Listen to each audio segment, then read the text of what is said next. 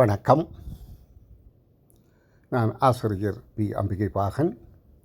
கற்பித்தல் காணொளிகள் எனக்கு பதிவேற்றம் செய்த பிறகு நான் காணுகின்ற காட்சிகளையும் அறிவியல் ரீதியாக அனைவருக்கும் வழங்குகிற ஒரு உன்னதமான சேவையில் ஈடுபட்டிருக்கிறேன். இப்பொழுது நீங்கள் பார்த்து கொண்டிருப்பது சிங்கப்பூரில் எம்ஆர்டி புகையிரத சேவை. இந்த புகையிரதம் கூடி எல்ஆர்டி போல சாரதிகள் இயக்காமல் தூரத்தில் இருந்து கணினி மூலம் இயக்கப்படுகின்றது என்பது அற்புதமான ஒரு செயற்பாடு.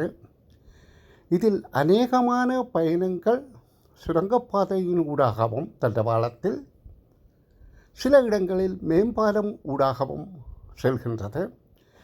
இந்த போக்குவரத்து ஆரம்பிக்கப்பட்ட போது இதில் பலர் அச்சம் கொண்டார்கள்.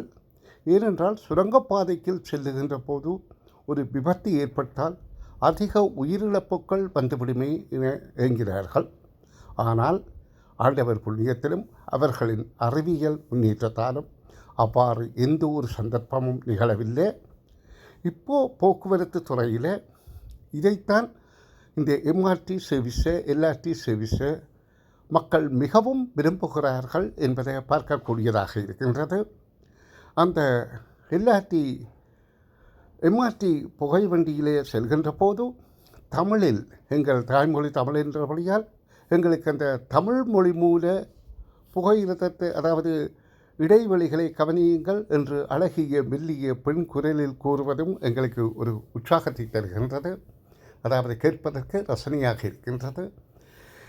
இந்த சேவையில் மற்றது நான் ஏற்கனவே குறிப்பிட்டது போல் ஒருவர் இன்னொருவரை கவனித்து ஏதாவது ஏளனம் பண்ணுவதை தவிர்த்து அவரவர் தங்கள் தொலைபேசிகளில் அறிவியலான விஷயத்தை தான் தேடுகிறார்கள்.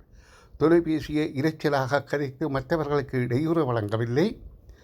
அந்த தொலைபேசி மொபைல் ஊடாக அறிவியலான விடயங்களை அறிந்து கொள்கிறார்கள் என்பது மிகவும் வரவேற்கத்தக்கதாகும்.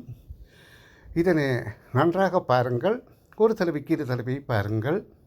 உங்களுக்கு நான் செய்கின்ற இந்த சேவை விருப்புடையதாக இருந்தால் மற்றவர்களுக்கு பகிருங்கள். உங்கள் கருத்துக்களை தெரிவியுங்கள். நன்றி.